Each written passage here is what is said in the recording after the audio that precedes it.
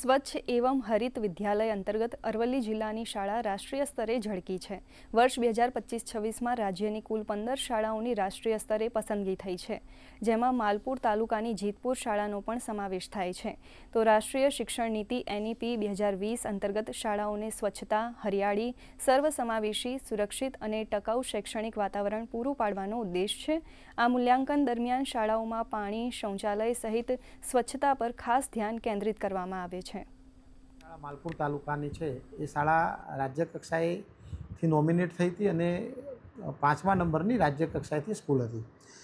આની અંદર સૌપ્રથમ વાત કરીએ તો પાણીની, તો પાણીની અવેબિલિટી એને ફંક્શનલ વોટર હાર્વેસ્ટિંગ સિસ્ટમ એક આ બાબત હતી। એમાં જે બાબતો હતી એ બધી બાબતોને ધ્યાને લઈ અને એના ક્રાઇટેરિયાસને ધ્યાને લઈ અને SHVRની અંદર શાળાએ દરેક શાળાએ અરવલ્લી જિલ્લાની તમામ શાળાઓએ પોતે સ્વમૂલ્યાંકન કર્યું હતું ને એમાં આપણા જિલ્લાની જીતપુર પ્રાથમિક શાળા જિલ્લામાં પ્રથમ આવી હતી, રાજ્ય કક્ષાએ નોમિનેટ થઈ હતી અને પ્રથમ એનો 5મો નંબર હતો એટલે રાજ્ય કક્ષાએ નોમિનેટ થઈ હતી।